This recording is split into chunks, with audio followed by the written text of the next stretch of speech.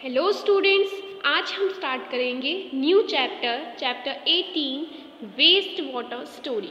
इसमें हम पढ़ेंगे कि जो गंदा पानी है वो आखिरकार उस पानी के साथ होता क्या है, उसकी कहानी क्या है। इससे पहले गंदे पानी को समझना भी तो ज़रूरी है। आप सभी हर रोज़ पानी को गंदा करते हो, है ना? कैसे करते हो? अच्छा, आप नहाते हो तो साफ पानी से नहाते हो, और नहाने के बाद जो पानी नालियों में बहकर जाता है वो पानी कैसा है? गंदा है। और उस पानी को गंदा किसने किया? आपने किया, ठीक है। अच्छा, कई सारे काम में हम पानी का इस्तेमाल करते हैं और पानी को गंदा कर देते हैं, बट क्या कोई ऐसा भी तरीका है कि जिससे ये गंदा पानी जो है ये साफ हो जाए? तो all about that we are going to learn in this chapter. तो चलो बच्चों, चैप्टर को स्टार्ट करते हैं। All of us use water in our homes and make it dirty, यानी हम सभी घरों में पानी का इस्तेमाल करते हैं और उस पानी को गंदा करते हैं, चाहे किसी भी रूप में कर लीजिए आप, ठीक। डर्टी, क्या आपको डर्टी सुनकर थोड़ा आश्चर्य हुआ? हम गंदा करते हैं पानी को। देखो, रिच इन लेदर, लेदर क्या है बच्चों? जो सोप से जो झाग वाला जो पानी होता है, जब आप नहाते हो नालियों में बह जाता है, उसे हम लेदर कहते हैं। मिक्स्ड विद ऑयल, कई सारे अलग अलग तरीके के ऑयल से मिक्स होता है, ठीक है। ब्लैक ब्राउन वाटर, ये तो सबने देखा होगा, है ना? मिट्टी वाला पानी, गंदगी जो डस्ट लग जाती है ना, तो कैसे गंदा गंदा सा पानी निकलता है। That goes down the drains from sinks, shower, toilets, laundry is dirty, यानी जो भी लॉन्ड्री से जाता है, यानी कपड़ों में जो गंदगी होती है वो पानी के थ्रू बह जाती है, तो पानी तो गंदा हो गया भाई। कपड़े साफ हो गए लेकिन पानी तो गंदा हो गया। टॉयलेट से जो भी वाटर जाता है, वेस्ट वाटर जाता है, और जो भी शॉवर लगे हैं, जो भी सिंक लगी हुई हैं, सिंक में आप बर्तन तो धोते हो, बर्तन धोते समय बर्तन तो साफ हो जाते हैं, बट पानी गंदा हो जाता है ना? तो ये जो सारा पानी है इसी को हम वेस्ट वाटर कहते हैं, जो इन सभी से निकलकर कहाँ पर जमा हो जाता है? नालियों में चला जाता है, ठीक है। तो इसे हम वेस्ट वाटर कहते हैं। अब आपने वेस्ट वाटर को अच्छे से समझ लिया है, तो अब आप इस वेस्ट वाटर की स्टोरी समझेंगे। This used water should not be wasted, और ये जो पानी है जिसका हमने इस्तेमाल किया है, इसे इस तरह से बर्बाद नहीं होना चाहिए। क्यों? क्योंकि हमने पढ़ा है वाटर जो है वो हमारे लिए एक बहुत ज़्यादा प्रीशियस रिसोर्स है। याद है आपको? हमने ये चैप्टर में पढ़ा था ना, water as a precious resource. अच्छा, we must clean it up by removing pollutants, हमें इसे साफ करना चाहिए। और हम इसे कैसे साफ कर सकते हैं? इसमें जो भी पॉल्यूटेंट्स हैं, जो भी इसमें प्रदूषित तत्व हैं, उन सबको पानी से हटाकर। सिंपल है ना? पानी गंदा है और पानी में से गंदगी हटा दोगे तो पानी साफ हो जाएगा, बट गंदगी हटाना इतना भी सिंपल काम नहीं है। देखो, चलो, have you ever thought where the waste water goes and what happens to it? क्या आपने कभी सोचा है कि ये जो गंदा पानी है आखिर इसके साथ होता क्या है? ये कहाँ जाता है? सोचा है कभी? आपने नालियों में पानी भरा हुआ तो देखा होगा, है ना? बड़े बड़े नालों में पानी भरा हुआ देखा होगा। क्या आपको पता है कि ये पानी आखिरकार जाता कहाँ है? तो चलो देखते हैं बच्चों। सबसे पहले वाटर, अवर लाइफ लाइन, जैसा कि हम जानते हैं, clean water is a basic need of human being, और साफ पानी तो हमारे लिए सबसे ज़्यादा ज़रूरी है। Let us make a mind map of many uses of clean water. अब क्लीन वाटर के कई सारे यूजेस आप लिख सकते हैं। आप पीने के लिए इस्तेमाल करते हैं, आप यहाँ लिख दीजिए बाथिंग के लिए इस्तेमाल करते हैं, वॉशिंग के लिए इस्तेमाल करते हैं। गंदे पानी से थोड़ी ना वॉश करोगे। अगर आपको अपने कपड़े धुलवाने होंगे तो आप गंदे पानी से धुलवाओगे कि साफ पानी से? अगर आप गंदे पानी से धुलवाओगे तो कपड़े खुद ही गंदे हो जाएंगे, है ना? तो इसके लिए भी हमें क्लीन वाटर की ज़रूरत पड़ेगी। और यहाँ पर कुकिंग पर्पस से जिस पानी का इस्तेमाल करोगे वो भी क्लीन चाहिए। गंदे पानी से खाना थोड़ी ना बनाओगे आप। तो क्लीन वाटर के कई सारे इस्तेमाल हैं। समझ में आया? आगे बढ़ते हैं। Clean water that is fit for use is unfortunately not available to all. और पता है बच्चों, जो साफ पानी है जो कि हमारे इस्तेमाल करने के लिए अच्छा है, वो दुर्भाग्यवश हमारे पास है ही नहीं। कई लोग ऐसे हैं जिनके पास साफ पानी नहीं है। It has been reported that more than 1 billion of people have no access to safe drinking water। बच्चों कितना, 1 बिलियन, यानी 1 बिलियन लोग ऐसे हैं जिनके पास पीने के लिए साफ पानी नहीं है। तो आप सोच सकते हैं कि आप कितने लकी हैं कि आपके पास पीने के लिए साफ पानी है ना। तो आगे बढ़ते हैं, तो हमें पानी के साथ कुछ करना पड़ेगा, क्योंकि पानी तो सबके लिए चाहिए और सबको चाहिए। This accounts for a large number of water related disease. और साफ पानी नहीं मिल रहा लोगों को, तो इससे क्या हो रहा है, पानी वाली डिसीज पैदा हो रही हैं, एंड इवन डेथ्स। और इसकी वजह से कई लोगों की जान भी चली जाती है। गंदे पानी में कई तरीके के बैक्टीरियाज होते हैं जो कि हमारे शरीर के लिए बहुत ज़्यादा घातक होते हैं। इसकी वजह से कई लोगों की जान भी चली जाती है। तो गंदा पानी हमारे इस्तेमाल के लायक है ही नहीं। People, even children, walk for several kilometers to collect clean water, as you read in chapter 16। chapter 16 में पढ़ा था water as a precious resource। तो उसमें हमने क्या देखा था कि जो बच्चे हैं, महिलाएं हैं, उन सबको कई कोसों दूर तक चल के जाना पड़ता है पानी को लेने के लिए। तो इनका पूरा टाइम तो पानी लाने में ही वेस्ट हो जाता है। तो कितनी स्कार्सिटी है पानी की। Is it not a serious matter for human dignity. क्या ये हमारे ह्यूमन के लिए बहुत ज़्यादा सीरियस मैटर नहीं है? हमें इसके बारे में बच्चों सोचना ही चाहिए, क्योंकि पानी हमारी नेसेसिटी है, बिना पानी के हम नहीं रह सकते। समझ में आया? आगे देखो। You have studied in chapter 16 about the increasing scarcity of fresh water due to population growth, pollution, industrial development, mismanagement and other factors। जैसा कि चैप्टर 16 में हमने सीखा था ना कि पानी जो फ्रेश वाटर है उसकी कमी है, और किसकी वजह से है कि पॉपुलेशन बढ़ती जा रही है, जैसे जैसे जनसंख्या बढ़ती जा रही है, प्रदूषण होता जा रहा है, इंडस्ट्रीज डेवलप हो रही है, इंडस्ट्रीज पानी का इस्तेमाल खुद ही करी जा रही है, हमारे लिए तो बचेगा ही नहीं। मिसमैनेजमेंट हो रहा है, यानी पानी की बर्बादी हो रही है, जहाँ पानी की ज़रूरत नहीं है वहाँ पे भी पानी को उड़े ले जा रहे हैं। एंड अदर फैक्टर्स, और कई सारे ऐसे कारण हैं जिनसे पानी जो है वो बर्बाद हो रहा है, पानी की बर्बादी हो रही है, जिसकी वजह से पानी जो है उसकी कमी आ पड़ी है ना, और वाटर स्कार्सिटी हो गई है, ठीक, और बढ़ती ही जा रही है। Realizing the urgency of the situation on world water day. अब वर्ल्ड वाटर डे एक ऐसा दिन है ना जो कि पूरा विश्व मिलकर मनाता है, और किस लिए मनाता है, पानी से रिलेटेड जो भी समस्याएं हैं उसके बारे में लोगों को जागरूक करने के लिए और पानी की इम्पोर्टेंस को समझने के लिए हम वर्ल्ड वाटर डे मनाते हैं, जिसे 22 मार्च को सेलिब्रेट किया जाता है। तो इस दिन क्या हुआ था बच्चों, the General Assembly of the United Nations proclaimed the period 2005 to 15 as the international decade for action on water for a life. इसमें क्या हुआ था, इसमें इस दिन 2005 एक जनरल असेंबली रखी गई थी। बच्चों आपको पता है कई सारे देश मिलकर यूनाइटेड नेशन से जुड़े होते हैं, है ना। तो यूनाइटेड नेशन जो है वो सभी देशों का हेड है। तो इस दिन ये जो बहुत ज़्यादा सीरियस मैटर है, ठीक, तो इसके समाधान के लिए इन लोगों ने क्या किया, इन लोगों ने एक इंटरनेशनल डिकेड्स बनाई। डिकेड्स का मतलब क्या है, 10 सालों का समूह, यानी 10 साल ये वाटर को बचाने में लगाएंगे for action on water for life, यानी जीने के लिए पानी।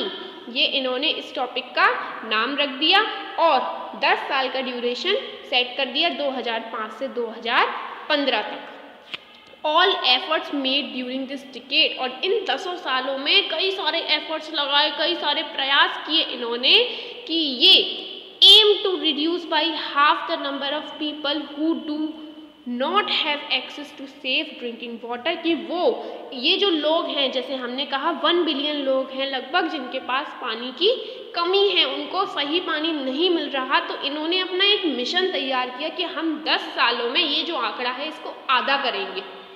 ठीक, इस आंकड़े में से हम आधे लोगों को पानी की जो कमी है उसको पूरा करेंगे, उन्हें सेफ ड्रिंकिंग वाटर जो है वो प्रोवाइड करेंगे। ठीक है, तो इसके लिए उन्होंने कई सारे प्रयास किए। समझ में आया? तो इस तरह से यूनाइटेड नेशन जो है वो काम करती है। और भी अदर जो टॉपिक्स हैं, ठीक है, जैसे पॉल्यूशन को लेके हो गया, कोई डिसीज़ आ गई, तो इन सब के लिए अलग अलग संगठन बने हैं और वो लोग भी इसी तरह से काम करते हैं और अपना टारगेट सेट कर लेते हैं और टारगेट के हिसाब से उसको अचीव करते हैं। तो वाटर फॉर लाइफ, वाटर भी एक मोस्ट इम्पॉर्टेंट टॉपिक है और कई लोगों के पास वाटर नहीं है। ठीक है, इसीलिए इन्होंने ये टारगेट रखा और इसको कंप्लीट करने के लिए प्रयास किया। आगे देखिए, there has been perceptible progress in the direction of the aim, but still there is a lot to achieve। यानी इससे थोड़ा बहुत तो फायदा हुआ, थोड़ी बहुत प्रोग्रेस भी देखी गई, बट बच्चों इससे ज़्यादा फायदा नहीं हुआ।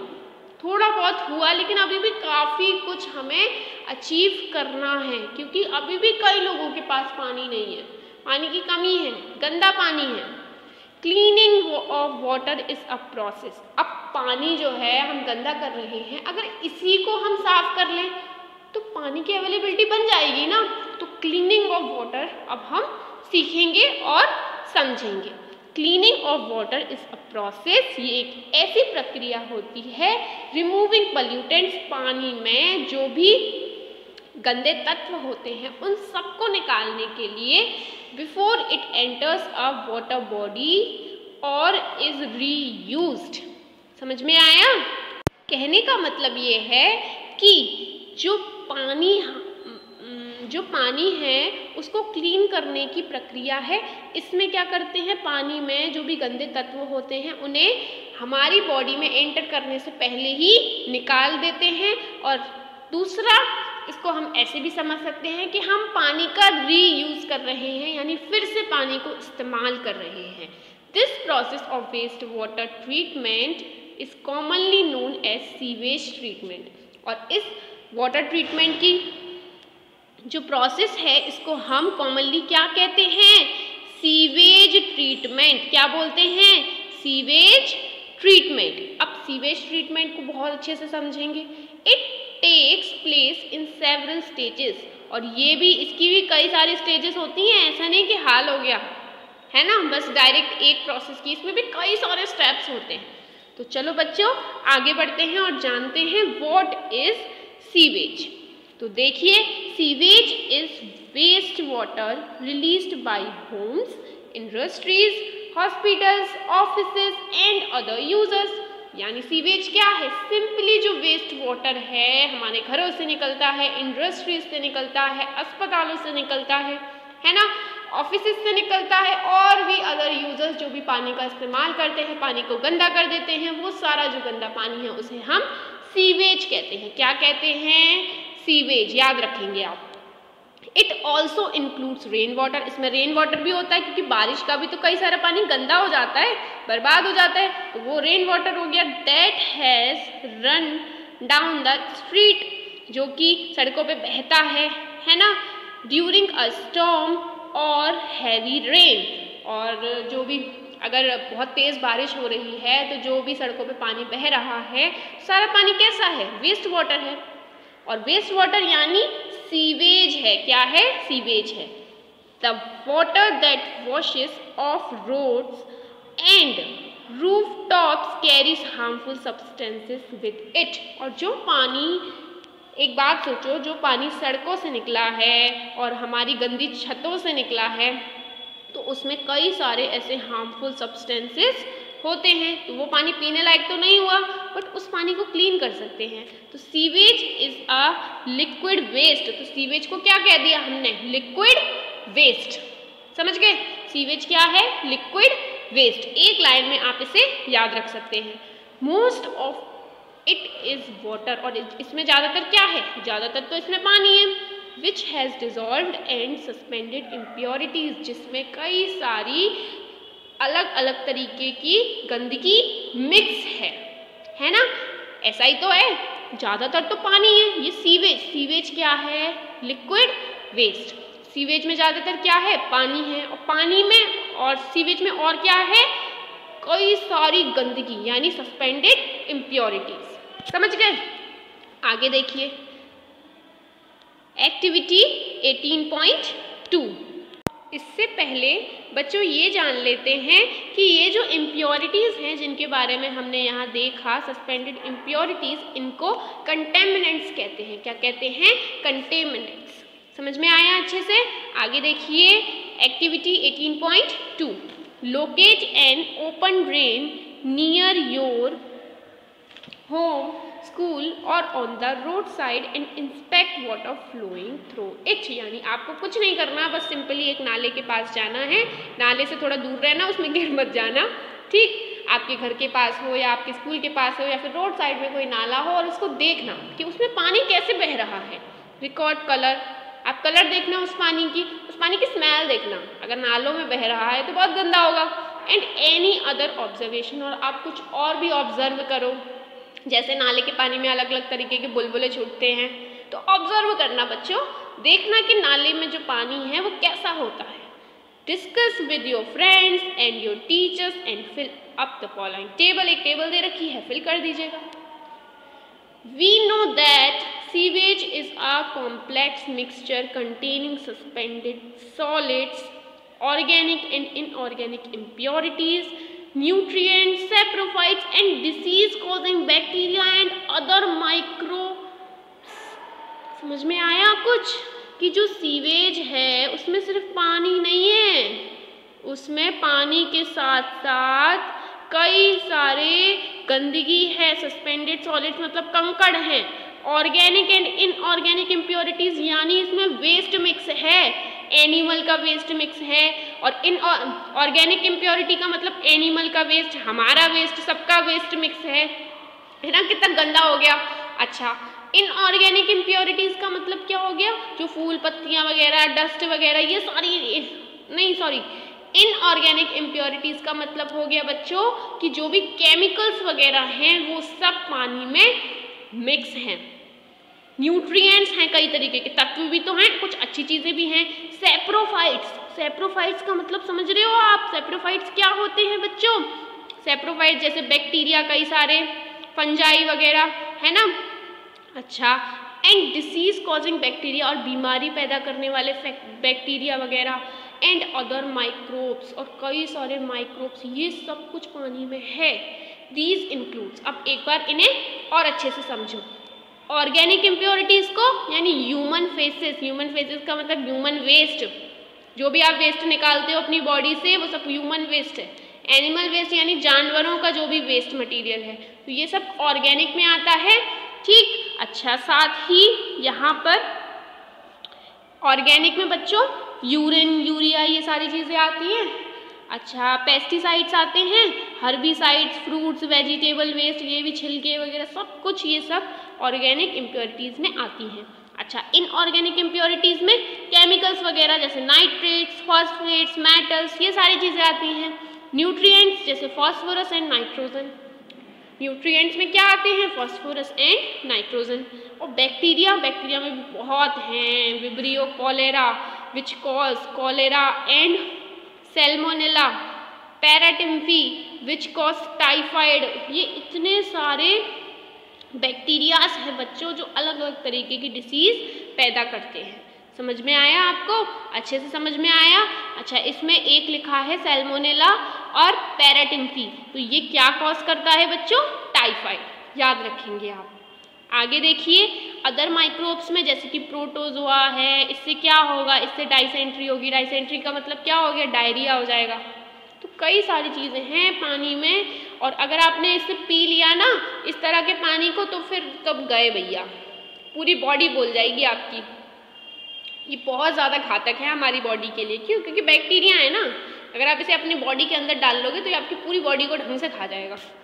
तो आगे बढ़े बच्चों, देखिए, water freshen up an eventful journey, यानी पानी को तरोताज़ा करना ये एक बहुत ज़्यादा अच्छी जर्नी है। देखो बच्चों, अच्छी जर्नी क्यों बोल रहे हैं हम, समझो इसको, ठीक? ये सब कुछ इस टॉपिक में सीखो। इन अ होम और a public building generally one set of pipes brings clean water. आपने आपके घरों में या फिर पब्लिक बिल्डिंग्स में जो पाइप है, एक सेट ऑफ पाइप है, यानी एक तरफ जो पाइप है उसमें क्लीन वाटर है, और दूसरा जो पाइप निकलता है ना, उसमें क्या है, उसमें वेस्ट वाटर है।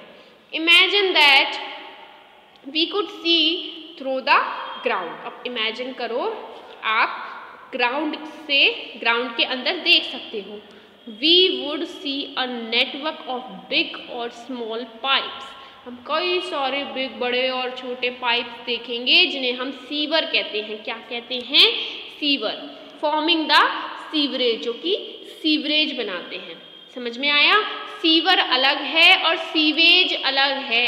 सीवरेज अलग है और सीवेज अलग है। समझ में आया? सीवरेज और वो सीवेज दोनों अलग है। समझ में आया? तो ये सीवरेज, ये सीवर्स, ये क्या हैं? ये कई सारे बड़े छोटे पाइप जो हैं, जब अच्छा आप लोग कंस्ट्रक्शन का काम चल रहा हो तो ज़मीन में खुदाई हो रही हो तो कई सारे पाइप्स आपको देखने को मिलेंगे, तो वो क्या हैं? वो सीवर्स हैं। समझ में आया? आगे बढ़ते हैं।